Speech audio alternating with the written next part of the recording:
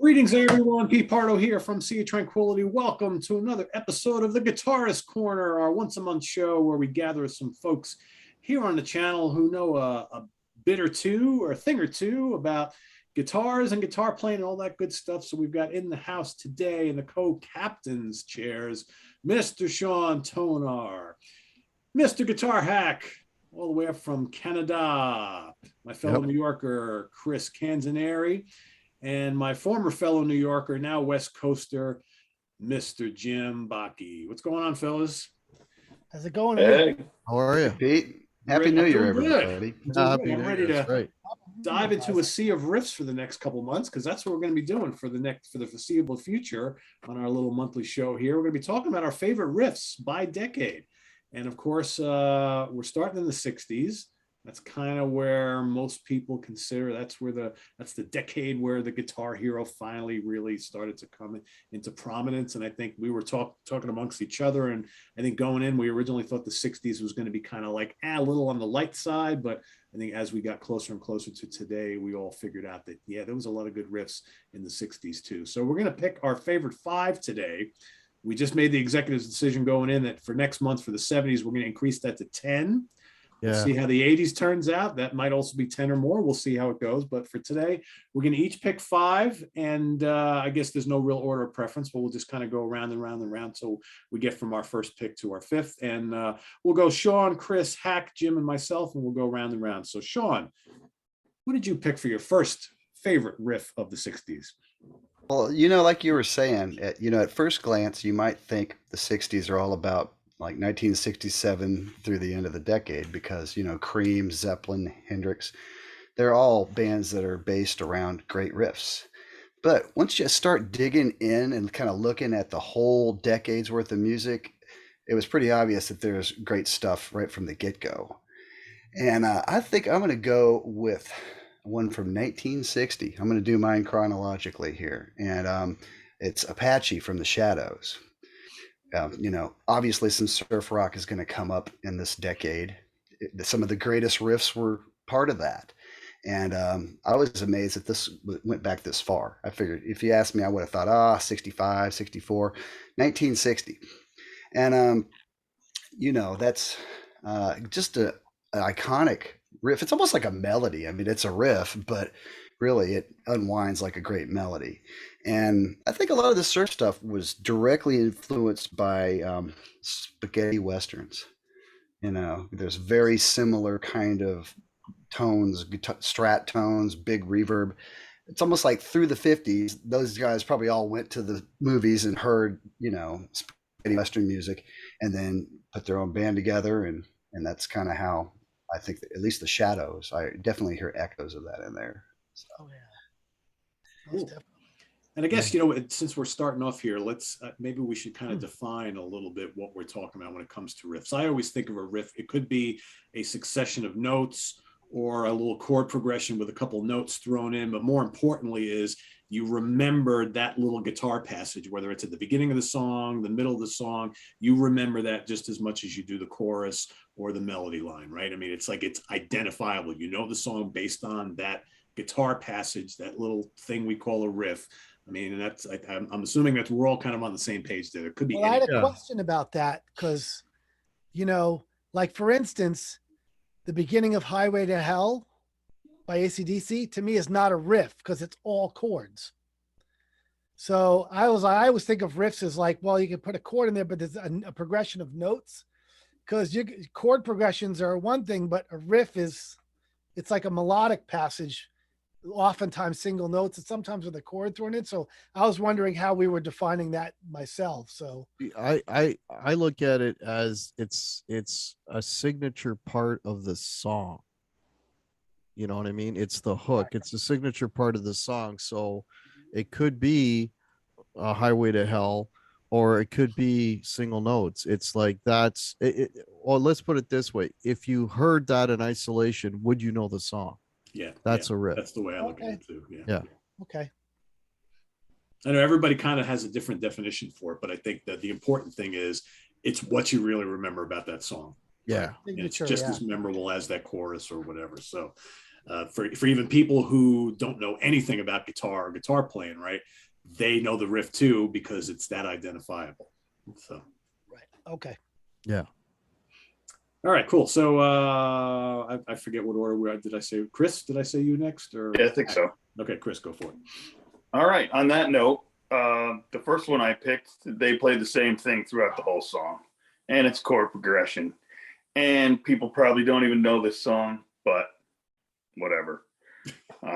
This is from, I think, 1968 or 1969. This is one of the nastiest fuzz tones I ever heard before Hendrix.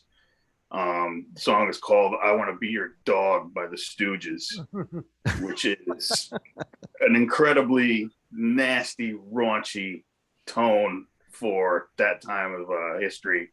Yeah. But they basically play the same three notes throughout the whole, or chord. You want to call them chords? I don't know. Were they good enough to play chords, those guys? I think that was a note. I don't think it was chords.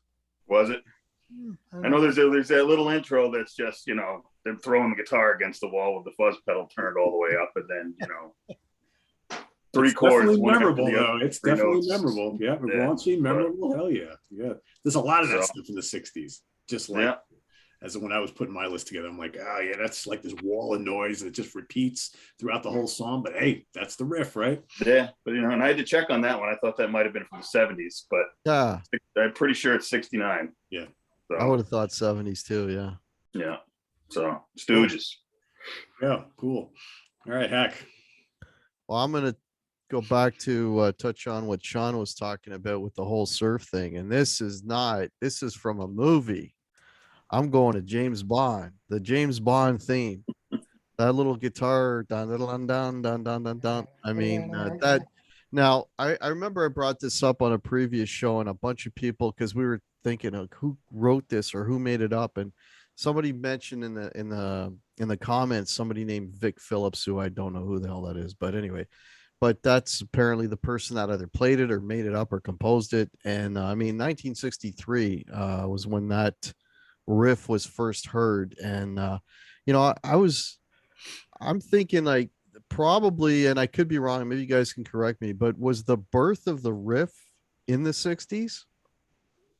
Was that when you would say, because really before that, were there a lot of riff songs? I'd say there were some. As always those kind of traditional dugga dugga dugga dugga dugga dugga dugga dugga, kind of. Well, no, tropes. Rock around the clock. Johnny Be Good. Yeah. Yeah. Okay. Oh yeah. Yeah, I got a point. Yeah, maybe Johnny. Yeah. They were few and far between, but they were there, right? They were there. Yeah. Yeah. But that's and I don't, I'm pretty sure, I mean, this was a little bit before my time, but from talking to people, I thought little guitar thing on the James Bond movie, I think launched a lot of guitar players, because just the sound of that was just killer. I mean, the tone on that riff is awesome for 63. So yeah. That was the era of that, the Ventures, and surf. Yeah. So yeah, it's part of that. Yeah. And that chord progression that follows, where it's on the 5, it goes to the flat 6 up to the 6. Da da da da da da da da da da da da. Right. Yeah. That influenced a lot of other songs later in the Secret Agent decade. Man. Like Secret Agent Man is exactly that. Yeah. It's very surf. Yeah. And you know what? Another prog song that has it is Court of the Crimson King. That's the verse progression, just really slow. Yep. Yeah. Cool. Yep. Never even thought Good of that. one. Pretty cool. All right, Jim. Okay. So I'm going 5 to. I'm not going chronologically. I'm going to number 5 to number 1. So I had a tie. I got a couple of ties. So I'm going to do a couple of ties. And my number 5 is Voodoo Child and Freedom by Hendrix. And I don't know which one I like better. Freedom's such a badass song, and that riff is mean sounding, but Voodoo Child is super classic. Yeah. And he has so many of them, but those are 2 of my favorites of his. And I don't know which one is better. Depends on the day, but I I'd say any Jimi Hendrix song could potentially be on this list. Yeah.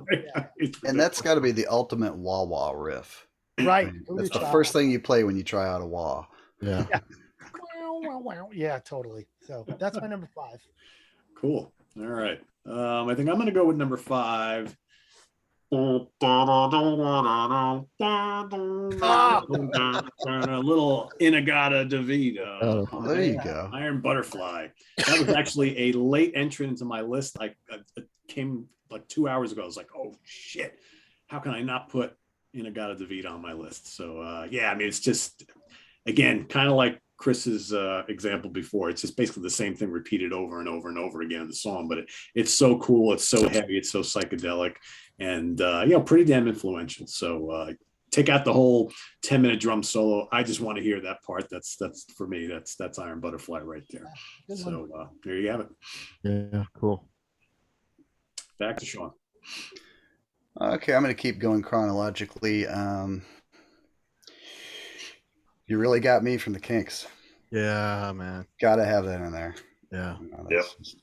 it's so direct and simple, but so perfect. You know, and of course, it's been covered 1,000 times, but there's a good reason why. It's just it's kind of the definition of a riff, as far as I'm concerned. Yeah. Don't you wish they did more of that type of stuff back then? Yeah, well, you know, he was an eclectic writer. You know, Yeah. Ray Davies, he had a lot of different hats he wore. So yeah, And but that yeah, has a it's probably his companion brother that came up with the riffs. Actually, Oh yeah, I'm sure. Dave, yeah. Yeah, That has a companion song though. The other one, "Girl, I Want to Be." yeah, All day and all the all night. day and all night. Yeah, another I one. think I like that one better, to be honest with you. But Yeah. It's the riff, but it's that sound too, man. yeah, It's that tone. And I don't know if it's true or not. You took razor blades to Yep. speaker. Yeah, I heard I they don't know. poked it with a pencil. They poked the Or holes in the speaker. whatever. Yeah, But I mean, that riff would not be that cool if it wasn't for that sound coming out of the speakers. That's that all. ratty fuzz. You know? Yeah, like that's what gives it its heft. You know? yep. Yeah, you got that's either one of them has to be on this list. So that's a good choice. Good choice. All right, Chris, back to you. You know, they used All Day and All the Night. They used it twice because that's the same riff as in Destroyer. Yeah. Give the people what they Oh, guys, want. I got an idea. Pretty good. Yeah, we should do this again. They had some good riffs. So Tired of Waiting for You as another good one. Yeah. Yeah, Little great arpeggio. band. I love the King. Yeah, they So, had my low next budget and super. Wish I could fly like Superman. Well, really good riffs later in their career. You know, the end of the '70s. Hell yeah. One of my favorite bands growing up, actually. I had that live album from them, which just Live albums. I still love. So my next one's not from the Kinks. It's Oh Well, Fleetwood Mac. Nice. Yeah. Or Peter Green, you know. That is killer. Been covered a couple times, redone by them a couple times, I think, too. But you know, pretty muscular and kick-ass for its time. Definitely memorable, definitely fun to play. I don't think I've ever actually played it right, but you know, it's fun to keep trying. So It changes every time a little bit, you know. yeah. It's subtle, but yeah. But you watch people cover it and they never get it right either. You know, it's like, okay, I know what you're doing, but you're not really doing it. Not like Mr. Green, right? No. Yeah. No, there was only one Peter Green. Yeah, it's good. I completely forgot about that. He did have some great riffs, though. I mean, Green Monolishi, anyone? Yeah. Hell yeah. Yeah. Priest. Wait a minute, it's not a Priest song? Wait, what? It kind of is now. Really? As long as you can play it That's one they can do with one guitarist. with one so. guitar. as There's long as one you- guy. One guy's Yeah, gonna do it good all. luck with that. That's a whole other argument right there. Yeah, that's. We don't want to go there again. That's We're the- touring with 4 people. What? Okay. Sure. Imagine being Andy though. It's like, oh, I'm really flattered that you guys still want me. And you're like, no, it's not you. Anybody will do. Oh, no, it'll be like, hey, Glenn, do you think you feel well enough to play all night? Good, let's do that.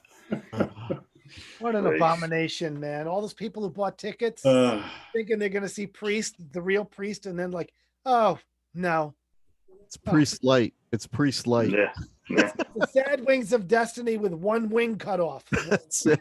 Yeah, exactly. That's right. I saw Things go someone fly in mention circles. yesterday that I guess he does, but apparently Rob knows a little guitar. So I'm like, oh, he'll Oh, play man. rhythm guitar on a couple tracks. They'll wheel Tipton out for a couple of tracks, and there you go. It's all covered. So I'm like, oh, no, yeah. Not for me. Down, man. No.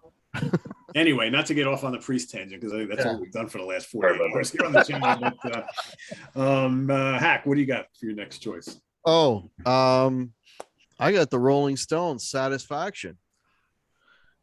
3 notes, chromatic. Yeah.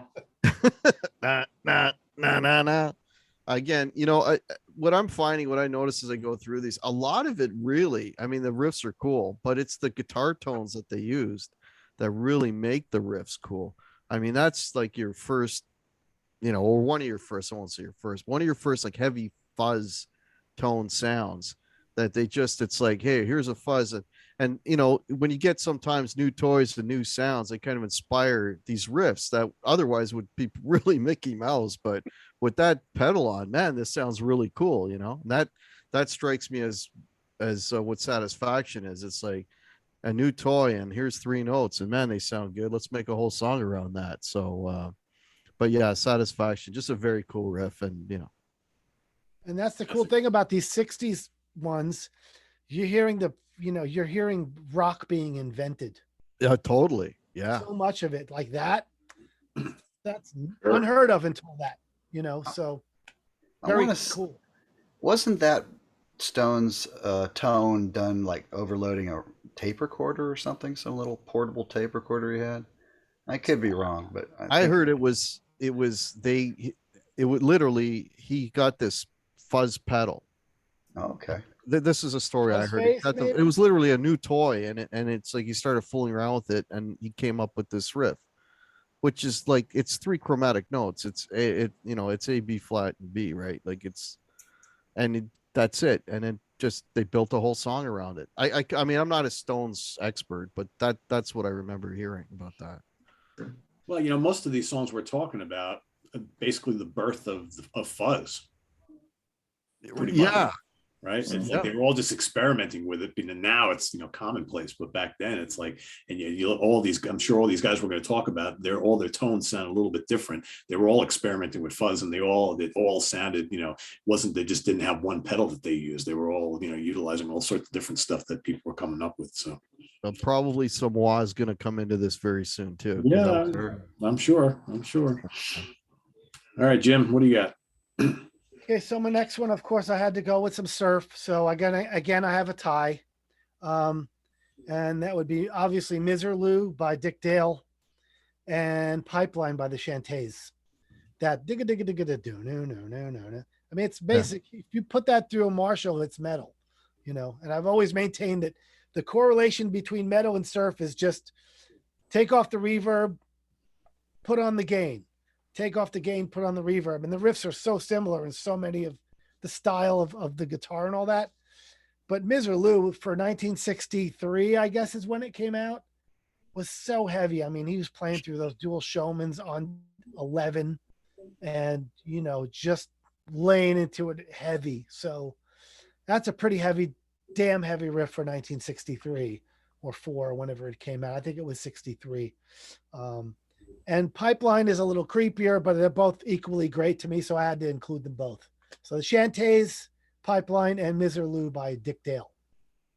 Cool. I don't know if you know that. I mean, I was reading a book about Leo Fender, and apparently Dick Dale was going to him and saying, "Hey, I need louder amps. And he kept building these bigger, louder amps so he could fill the, his concerts with bigger sound, and that was a birth of a lot of Fender amps. Dick Dale. Yeah.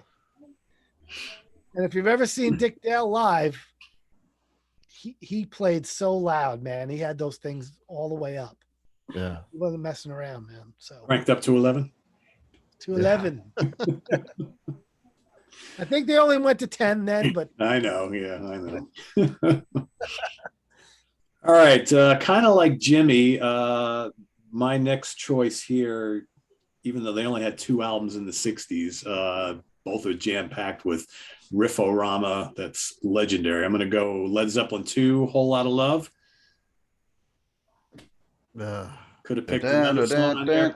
Could have picked anything from the first album. I mean, you know, Whole Lot of Love to me is one of their greatest riffs. It's so great. It's so simple, but it's massive. And I'm sure everybody plays it from time to time, even though you don't necessarily know you're going there. Then all of a sudden you find yourself playing. I'm like, yeah, that's still pretty cool, right? Killer. That's like the first Zeppelin riff to learn, you know. Oh yeah. Yeah. Cranked up to 11. Got it. Yeah. Absolutely. Yeah. So that's my next choice. All right, back to Sean. I think I'm going to go with Daytripper from the Beatles. Nice. That's just one of their very best, you know, and they're not always a riffy band. A lot of their songs are built more around chord progressions, but that's a stone cold awesome riff. I'd say a runner-up would be Paperback Writer. It's another really both great riff. Those are, Yeah, there's some good Beatles riffs. I think we may have a couple more here before we get done. Yeah, we may have more. Yep. Yeah. Chris, what do you got next? My next one is Rice Pudding, Jeff Beck off the Beckola album. Another one pretty darn heavy for, I think it was 68-ish. I'm not entirely sure what year it came out, but man, that riff kicks ass. And it's like, you know, you've got this whole album. You got Rod Stewart on that album. You know, he's doing his thing here. I think the album's great. And then this song at the end is just like, and then he walks it up a couple notes, and then, you know, he stops and there's a piano solo.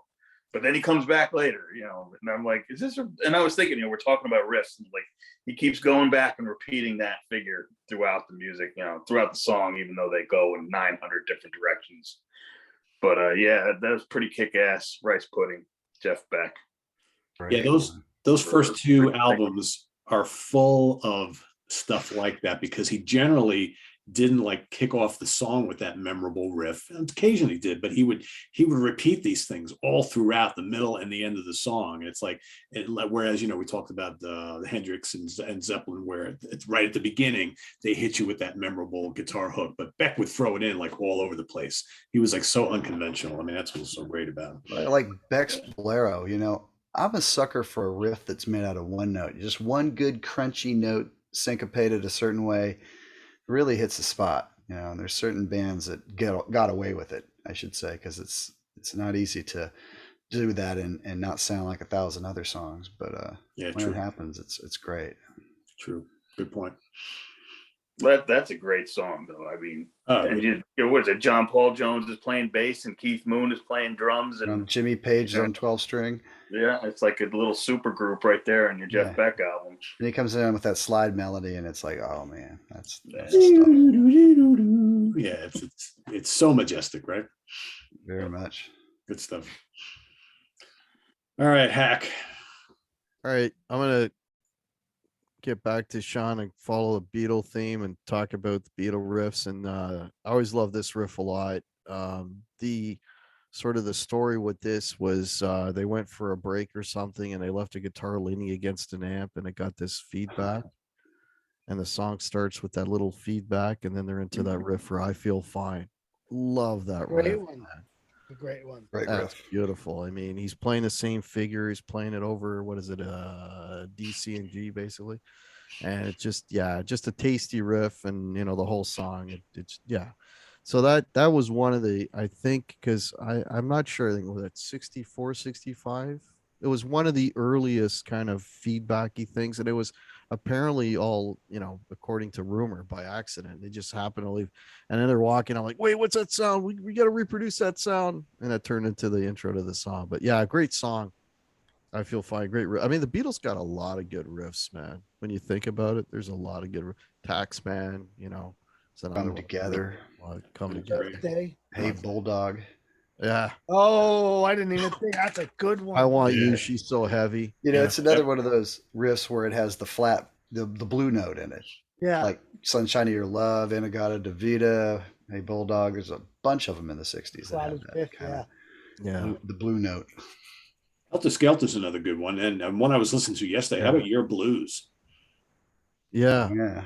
Wanna die. Nasty. Well, It's like the Get drunk, it's like the already. drunk riff, right? They sound like Yeah, you know the reason why.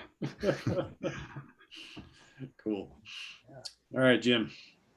Okay, I'm going Zeppelin for my number 3, and I do have a tie. I thought Led Zeppelin 2, I guess it came out in 69. I thought it was 70. So I played it safe and went with the first album. And the obvious 2 really good ones for the tie are Communication Breakdown, of course, and How Many More Times, which is just a great, I love that. It's great. So those are my 2. So Zeppelin is like, he really, I think, Page out of anybody, really elevated the whole importance of the guitar riff with those first 2 records. I mean, it all became all about that. So those are Zeppelin 2, October 22nd, 1969. Wow. Yeah. Late. Okay. Just think they released both of those monolithic albums in the same year, just a few months from each other. It's crazy, right? Recorded probably in a week. Oh, more or less. More or less. I think what you say, I mean, Page understood the power of the riff, and the spacing of it, like, the recording of it, the spacing of it, and just, we're just gonna tag onto this thing and we're gonna write it to the end of the tune. Yeah, I mean, for me, biggest riff meisters, Iommi and Jimmy Page. Those 2 guys, they just understand how to create a riff and the power. You know what I mean? Yeah. Very cool. Absolutely. True. All right. My next choice, I'm going to go with a Captain Obvious one here, but it's freaking great. Cream, Sunshine of Your Love. Gotta have it. I wanted to pick like a different Cream song because I have others that are really good, but man, that's the granddaddy of all of them. I mean, how cool is that, right? Top 5 60s guitar riffs. That's one of them for sure. Yeah, it's got to be, right? It's got to be. Yeah. It's just fuzzy and cool, and just the vocal is great. Whole song is great. Guitar solo is great.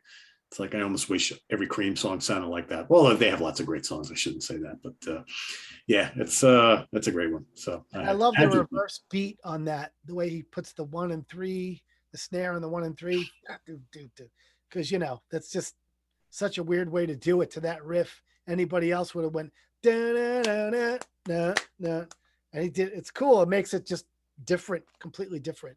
So yeah, cool. That's Ginger Baker for you. Yeah. That guy was a genius. Wrong. You were different. Yeah. Yeah, I think sometimes we forget just how, like, musically speaking, those guys were like on a different planet for those 2 years they were together or whatever it was, right? I mean, I don't know. For me, Clapton was never quite that guy after that. I liked him in Blind Faith, and I dig the Derek and the Domino stuff, but man, after that, I just like, I don't know. He left something behind in those on stage with Cream for me. He retired. Yes, tired at like 24 years old, right? Yeah. I don't know. It sounds like it to me. I think it's about the songs. He didn't write a lot of them, and he kind of iced their cake in a way. Right. Then you get a different kind of cake, and it don't taste as good. Yeah, no, it's right. That's right. So, all right, back to Sean. Hey, Pete, we're making pretty good time. You think we could go for 10? We probably could. If everybody has more, we could just keep going until, it's. Okay, I definitely got enough to do 10. I put a whole bunch down, so a few honorable mentions. Yeah. Oh, okay. I'm going to go with Love Me 2 Times from the Doors. I think that's a pretty cool. That is cool riff. They have a number of cool riffs. They actually do. Yeah, they do. It's funny because I Love You. Yeah. Break On Through. I mean, yeah. You know what it is? I think when a lot of people think of the Doors, it's always Jim's vocals and Ray's keyboards. And I think Robbie gets overshadowed a lot, but he's doing some really cool stuff on a lot of those songs. Oh, yeah. Yeah. So much good stuff on there. Yeah. Yeah, cool. Everybody thinks about the organ intro to Light My Fire, that's a riff in its own way, but we're talking guitar here. Right. Yeah, absolutely. Cool. Good choice. All right, Chris.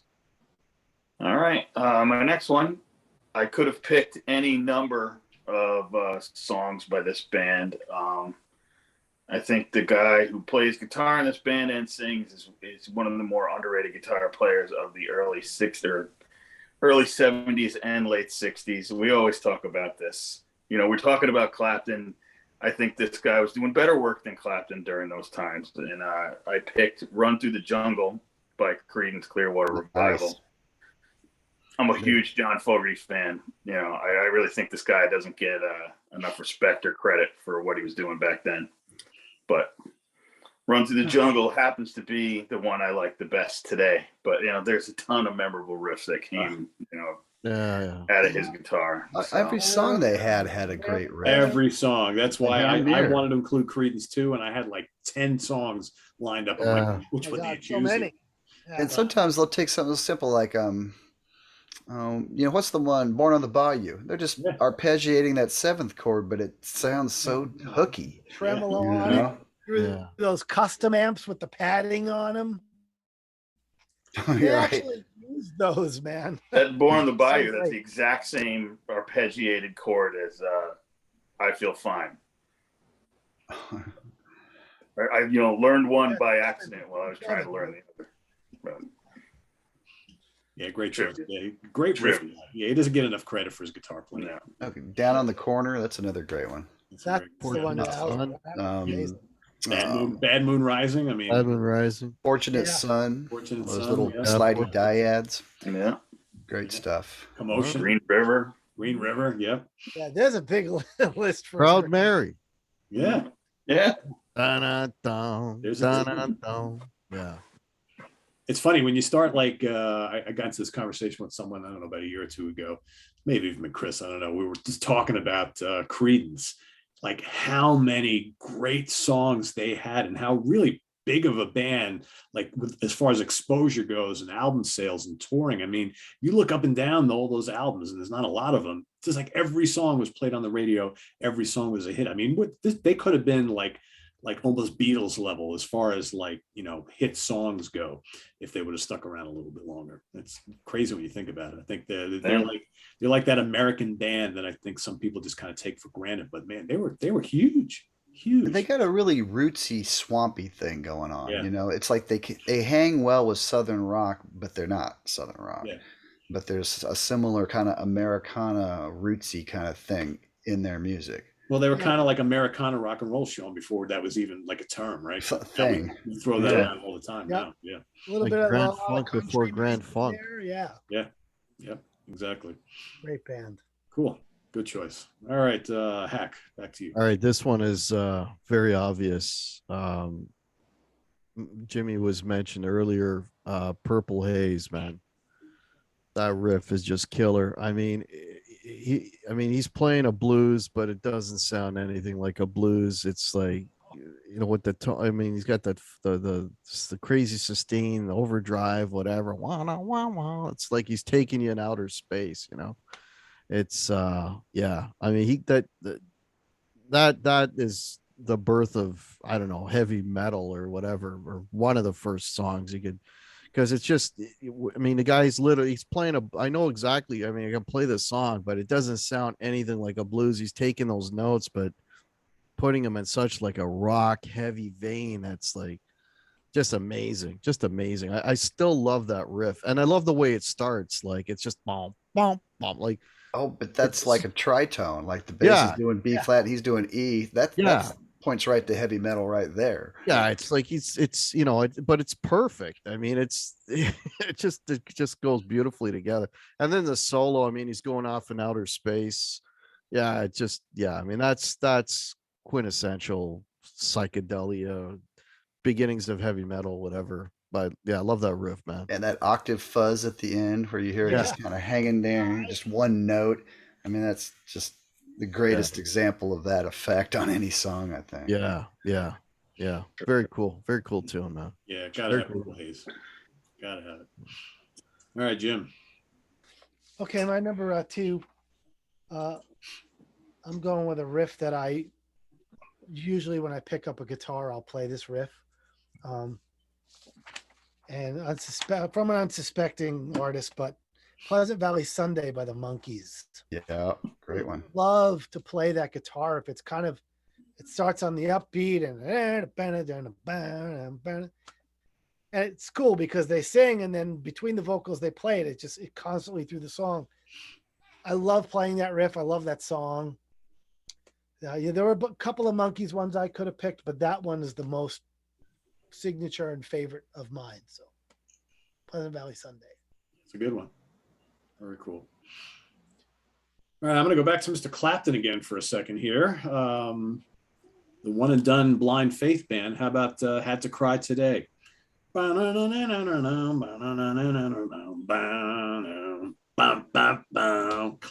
Good one. I wish he did more like that. That's the Clapton I want to hear, doing shit like that. Like I said, unfortunately, did the Derek and the Dominoes album, and then after that, we didn't really get a lot of riffs from this guy anymore. Occasionally, but There's a few. Pretending is a pretty good one. ending is cool. Yeah, I like it. Bad Love. There's not many. That's not his song, but that's a very signature, cool riff. Cocaine, but Yeah, true. super mellow by then. He was slow hand by then. So Yeah. So, all right, Sean, back to you. Well, we've been talking about Hendrix, and got to toss in one of my favorites, Spanish Castle Magic. Yeah.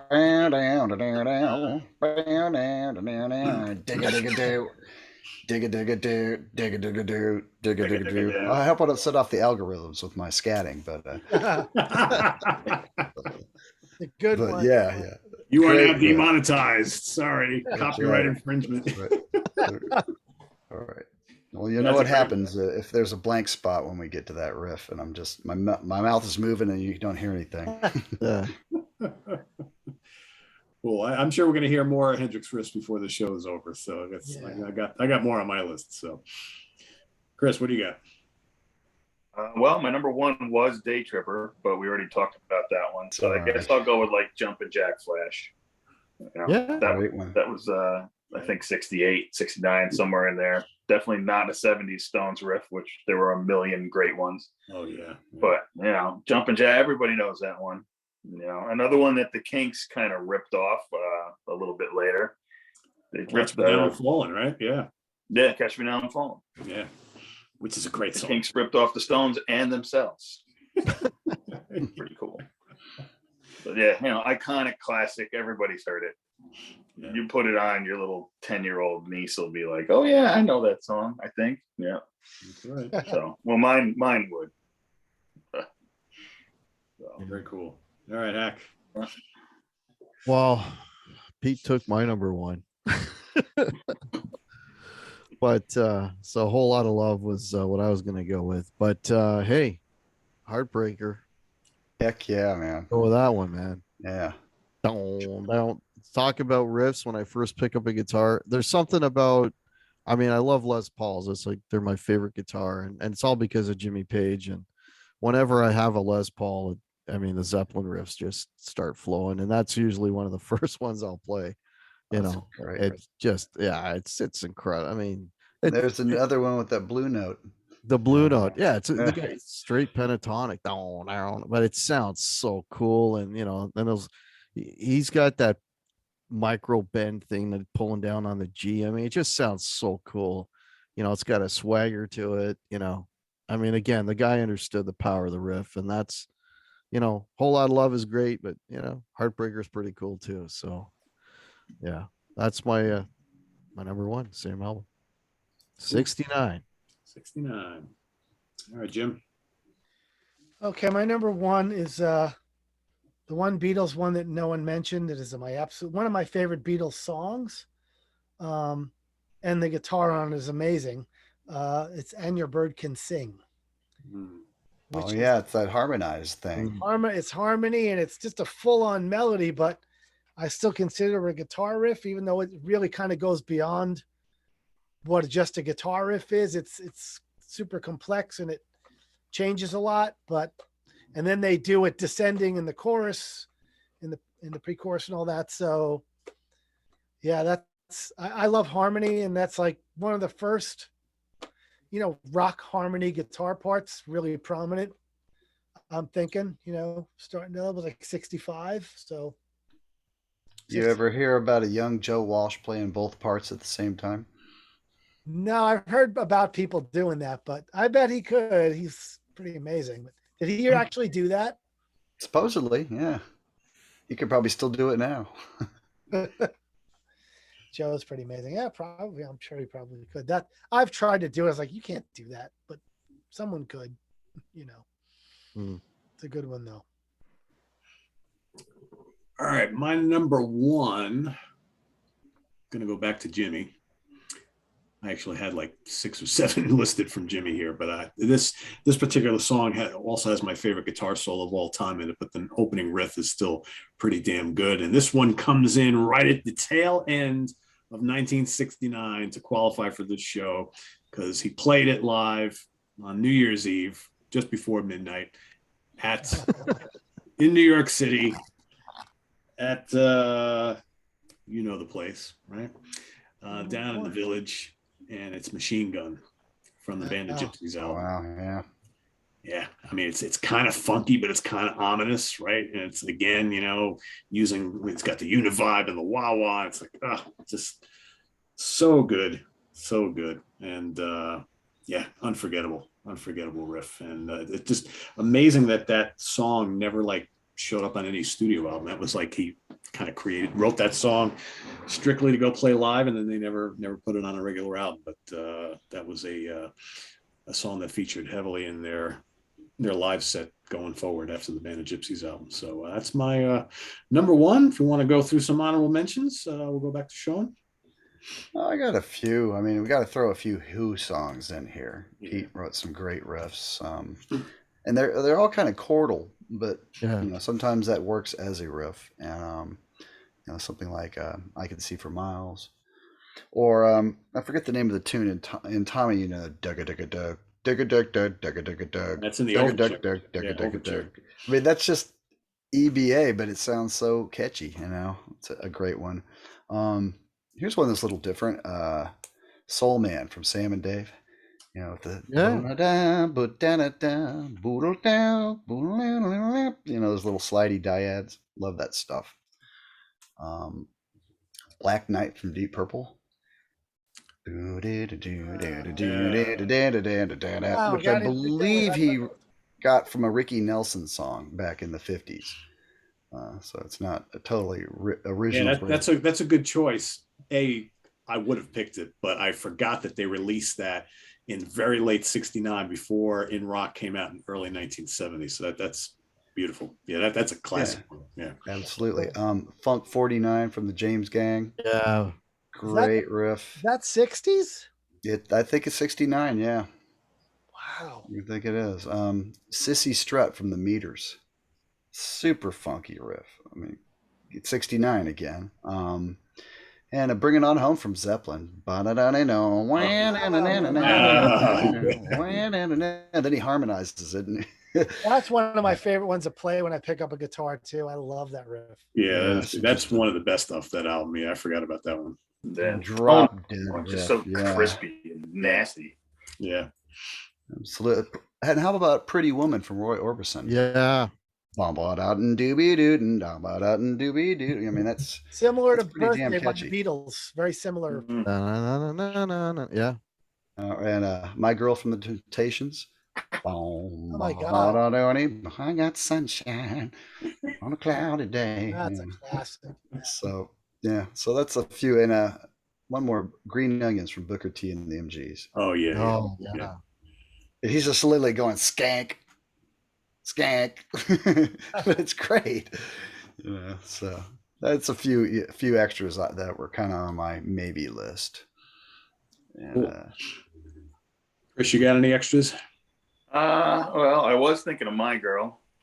I also thought of I Got a Line on You by Spirit. Ooh, good one. Oh yeah. But I really think it's a piano playing that part more than the guitar. And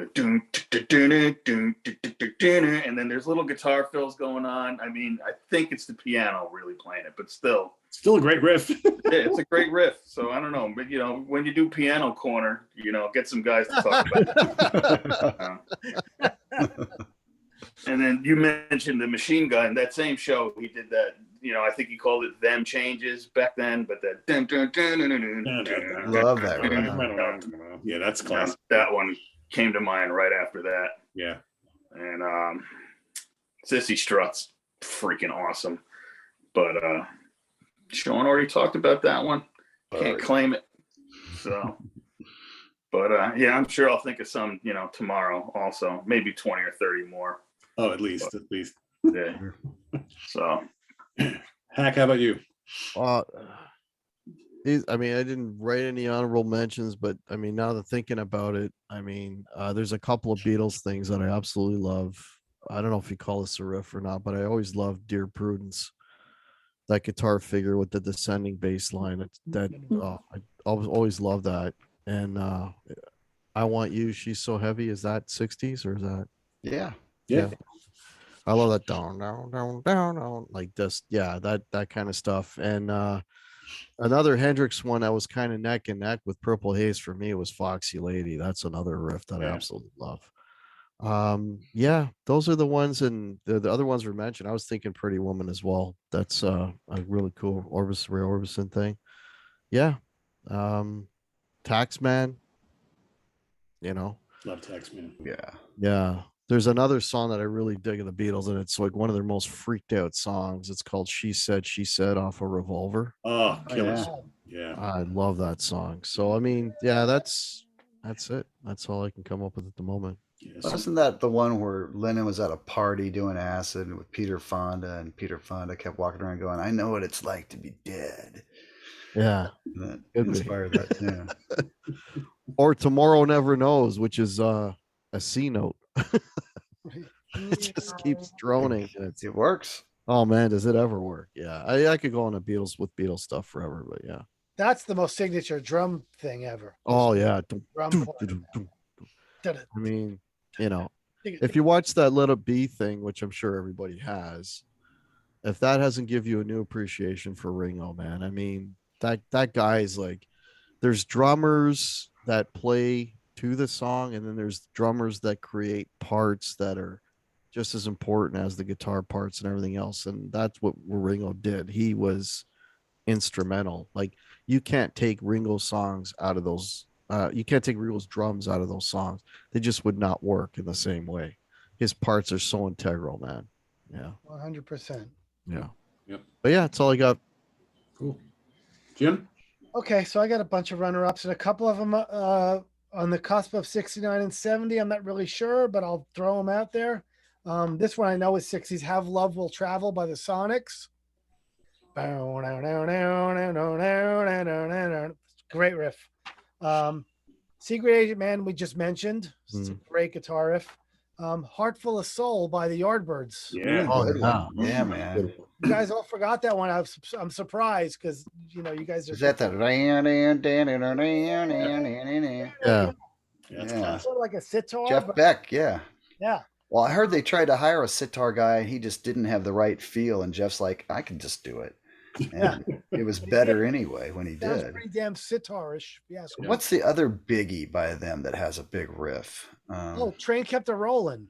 But that's a cover. But it's. But no, what's the other one? Heart Full of Soul and the other huge Shapes of Things. Yeah. Yeah. Good. Who everybody did. Yeah. Yeah. So I don't know if this is 69 or 60 or 60s or 70s, but No Time by the Guess Who? Ooh, yeah. 1970 or 1960 something. That's a great guitar riff. Yeah, it is. I'll find out for you. Yeah. Oh, that may be the tastiest fuzz sound ever. Such a It's like humming like a bumblebee. yeah, it's such a great tone. It's like, is that Randy Bachman playing that? I wonder. Oh, it would have to be Randy. Yeah, that was Randy. Yep. Yeah, very underrated guitar player. That was 1969, September. There you go. Okay, good. Excellent. I was within. So that Foxy Lady we mentioned. And here's another one like recorded in 69 or 70. There's a couple of Grand Funk. Are You Ready? Love. That's the first album that qualifies. Yeah. But got to sing on the move. Now it said, I looked on Apple Music, said 1970, but I could have swore that was a 69 album, but I could be wrong. Think of any prog ones? One prog one that comes to mind is one from the first Yes album, that do do do do do do do wow wow wow wow. Was that Hal playing that? No, that was Peter actually Banks. Chris Squire on a wah-wah'd out bass Oh, with fuzz, and then there's like I think that tune's called Survival. Yeah, pretty killer riff there. I'm trying to think of. There's probably something on the. What was the first Tull album? Like 68, wasn't it? 68. Yeah, this was 68, I think. Yeah, 68. Stand Up yeah, was 69. Yeah. I'm sure there's a couple great riffs on that. I can't quite remember what's on it, but yeah. Just came to mind. I gotta mention this. The Who Can Explain. Yeah. Great one. It's a good one. Yeah. That's a good one. Yeah. Did you And find Jim- out? There were so many great little 3-chord things like Can't Explain and Wild Thing and, all of those, even You Really Got Me would be in that category, probably some of that Paul Revere and the Raiders, like Kicks or whatever, Yeah. I just thought of Maybe a not great that one. exact song Speaking by them, of but- Can't Explain, one that's inspired by it is by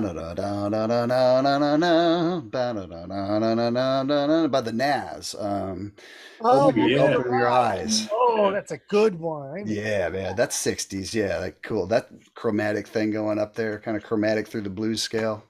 And there Very were so cool. many of those Nuggets bands that had one hit, garage bands that probably had amazing guitarists. If you go through that box set, I have it somewhere. It's a lot of good ones from then. Yeah. And Jim got this thing on the move by Grand Funk on their second album, released December 29th, 1969. Gets it. I thought it said 70 on Apple Music, so I didn't include it. That probably would have been, definitely would have been in my top 5. Yeah. I love that. That's like such a great, and that riff is so. It's great. Freaking And badass. even Inside Looking Out is a great riff. That's an old Animals Yeah. song. I mean, Paranoid is a really good riff too. Yeah. Paranoid was a really good riff. Yeah, Grand And Funk had a lot of them. In Need. Oh, it needs great. Yeah. What about the first couple Sabbath albums? Those are the 60s, right? Or were 70, they? 1970. Oh, really? Oh, never mind then. Yeah. We'll get to them next month. Yeah. It'll be really hard not to have like a ton of Black Sabbath riffs in the next episode. Yeah, jeez. So first album wasn't 69. 1970, February 1970. Yeah. Wow. They recorded in 69. I'm sure. Hey, Yeah. Doesn't count. Here's At least. here's another one. Norman Greenbaum, Oh my God! Spirit Spirit in the Sky, Good one, yeah. Yeah. 69. I was checking because I wasn't sure. What a great fuzz on that one, man. He's just doing an octave. The 60s were all about fuzz, and With then fuzz. the 70s it was all about the overdrive, overdriven Marshalls. Yeah. Fuzz kind of went away after the 60s. Yeah. Yeah. So here's one that everybody forgot. Born to Be Wild by Steppenwolf. Yeah. 69, right? Sookie. Hawaii 5-0 by the Ventures. Yeah. There you go. There you A good one. go. Summertime Blues by Blue Cheer. I was going to say Blue Cheer, Summertime Blues. Young Man's Blues by the Who. Yeah. Yeah. Yeah. What else I got here? Blood of the Sun by Leslie Weston Mountain. It's on the first Leslie West solo album called Mountain, released in 1969 right before Woodstock. And that's like a big, huge riff on there. And they would go on to do a lot more in the 70s. I have another Hendrix one. How about Isabella? Right.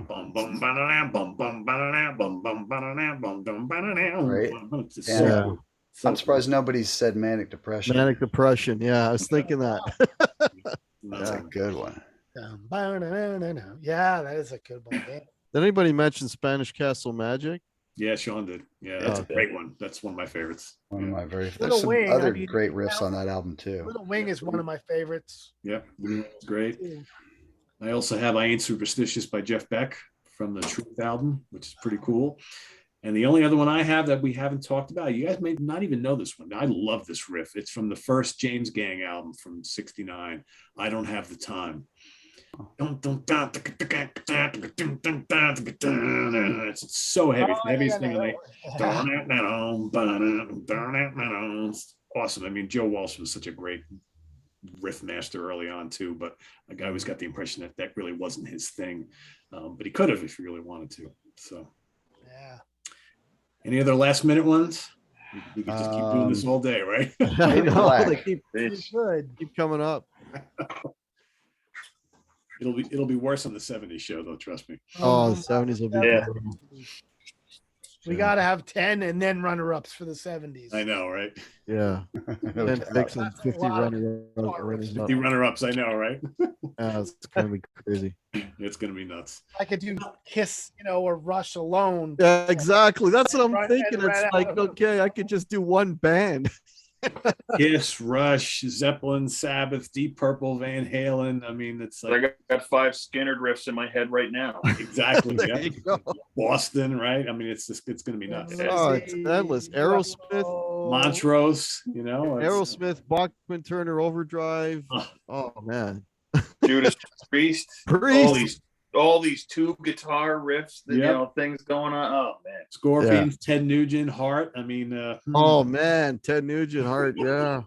We're in Oh, deep man. shit for next this month. is gonna be bad. Yeah, this Oh, is you get to do a weekly You show. might want to pack an overnight bag for that. I one. think so. That's gonna be a 2-hour show, folks. Oh yeah. Yeah, easily. Well, we squeezed an hour out of the 60s, so I definitely think the 70s is going to be about a 2-hour show. So Oh, easily. that'll be happening a month from today. So mark it on your calendars. Stay tuned for more guitar riffs that we love as we move into 1970 next month. I want to thank the guys here for putting their list together and having fun with this topic. Let's see. So we got some stuff going on with a couple of you. So Sean, what's happening over in your neck of the woods? I know you've been kind of sporadic with Soul Night Live, but do you have anything planned for the? I put my feelers out for a couple biggies. There's a couple quite high-profile people that have put out new albums recently, like Jethro Tull, Alex Lifeson. So my fingers are crossed, and I'm praying. So we'll see what happens.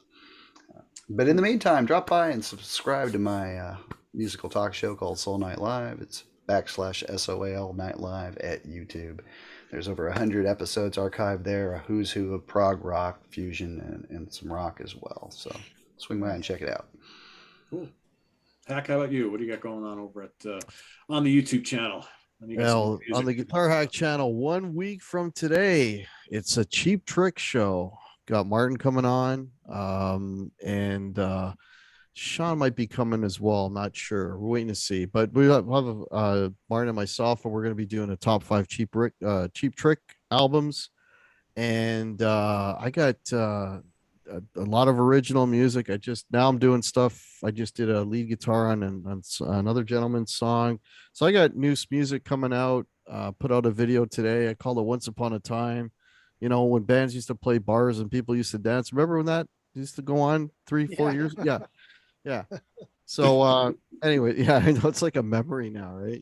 We got shut down. I've lost January for all 3 months worth of shows because of this crap that's going on. Anyway, but yeah, so yeah, a lot of videos, Guitar Hack channel, check it out. Yeah, and music reviews, gear reviews, original music. I'll be talking about this Martin I just picked up very soon. Be a video coming out on that. So yeah, come on over, Guitar Hack channel, check it out. You had a Martin. I'm jealous, man.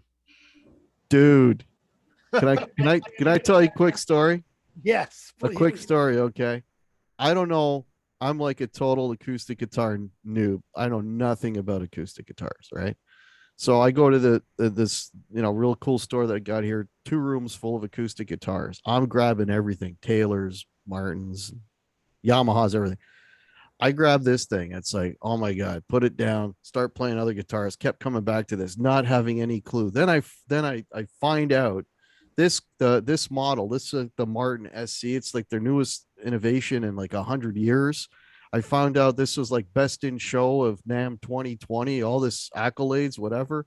And this is the one that I like the best. And yeah, it's a great guitar, man. And then you looked at the price tag and you were like, oh my God. Well, you know what? It's a Mexican made Martin, so it's not crazy, Gotcha. but it's still kind of crazy. But if you're an electric guitar, okay, I'll do a quick pro. If you're an electric guitar player and you're not an acoustic, but you want something that sounds and plays like an acoustic and sounds like an acoustic, in other words, not an acoustasonic, that's the guitar you want. The Martin SC13E. It's amazing. And it's got a cutaway, which is Look at that. That's Look at pretty that, baby. Oh, that's really pretty. Look Yeah. at that, man. And you can plug it in, right? Oh yeah, it's got a line out. It's got a tone of volume up here. It's even got a tuner down here, so you can see if you're in I tuner. bet it's got a Oh, Fishman. man, strum a pickup, chord too. on that thing. I want to hear it. It's got a Fishman. Sweet. Well, I got my pick in here. Hang on. Nice. Yeah. Nice. Those Fishmen are really realistic sounding. It's not like the typical zingy piezo sound that you No. get from a $300 acoustic. It's rich. You really hear the wood. You do. I tried it through a Fishman amp, and it sounded unfreaking I believable. bet. I mean, it's yeah. So yeah, if you're an electric player and you want to be able to full access, nice neck, comes with 11s on it, which is good for me because I'm a 9s player on the guitar. Yeah, highly recommend it. Well, SC. I am not sponsored by Martin. We just did a Yeah. commercial for them, so they should kick you something back. Yeah, they should. Yeah, give me a discount. Anyways, yeah. Jim, how about you? What's going on in your many musical projects? Just working on writing new material for my various bands. That's about it. Nothing really real to report. So nothing now, but maybe later. So Chris, any new guitars you buy lately? No. Mm. No. This is the last guitar I bought, though. This pink strap thing Very nice. just happens to be nearby, so I grabbed it. I like how they have the truss rod adjustment thing there at the end of the neck. That must be really handy. Yeah, I haven't adjusted it yet. Stainless steel frets on this thing, though. This is great. The only guitar I have that has them. And Is that a roasted maple neck? Looks like Yeah, a roasted maple. Yeah. It's a Nice. Chinese-made guitar called the Shiji, which I had never heard of. Maybe it's Shija. I don't know how I'm spelling, how you pronounce it, but stainless steel frets, roasted neck. It's all Godo hardware. This thing's nice. So What'd you name her? Rosie? Pinky. Pinky? Okay. I don't name guitars, but I just did. So that's There we go. It's official now. There you go. Christened. You digging Yeah. that roasted neck? I mean, that's I've been looking at. Yeah, it. yeah. I generally hate maple necks. I think they're a little draggy and sticky, but this is like playing, any kind of satin finish neck. It's like, this, and it's the actual part you touch on the fretboard is more like rosewood than maple. and where'd So you get it's that nice. from? Where'd you get that from? I bought it from a guy who lives in Paramus, New Jersey, who had bought it off of eBay from somebody in China. And this brand they had gotten like that Know Your Gear guy. I can't think of his name now. Bill But McKnight. they had done some paid reviews with guys like the what is his name? Philip McKnight. Yep, Phil McKnight, and at least another guy. And it never came to anything. So, but somebody else got it here from China. So I bought it from this guy in Paramus. Got it the next day, paid less than new, and it's pretty cool. So All that matters is if you like it, right? That's yeah, if somebody's looking for something like this, it's basically Sur level specs at a Mexican Fender price. So Wow. Nice. Cool. very cool. Yeah. So there you have it, everybody. Favorite 60s guitar riffs in the comments below. List some of your favorites, and we'll be back at you next month. Moving on into the 70s. So visit us on the web at www.seatranquility.org. We're on Facebook. We're on Twitter. Of course, we're here on YouTube all the damn time. Coming up tomorrow night, we've got the Monsters Den. Chris Allo, Jamie Laszlo, and myself are going to be looking at some of our favorite films from that spectacular year in horror, sci-fi, and fantasy that was 1982. We're going back 40 years. So that's coming up tomorrow. Friday morning at the Funhouse, Martin Popoff and I will be looking at some of our favorite scary albums, our scary rock or metal albums. And then we've got the UK connection with Simon Bray and Stephen Reed on Saturday. and album homework assignment on Sunday with none other than Mr. Sean Tonar and Eric Porter from In the Prog Seat. So lots coming up on the channel. Make sure you subscribe and hit that notification bell so you don't miss any of it. And we'll see you real soon here on the C. For Sean Tonar, Guitar Hack, Chris Canzoneri, Jim Bacchi, I am Pete Pardo. Good night, everybody. See you real soon. Good night, everyone. Take Cheers. care. Night. Take care.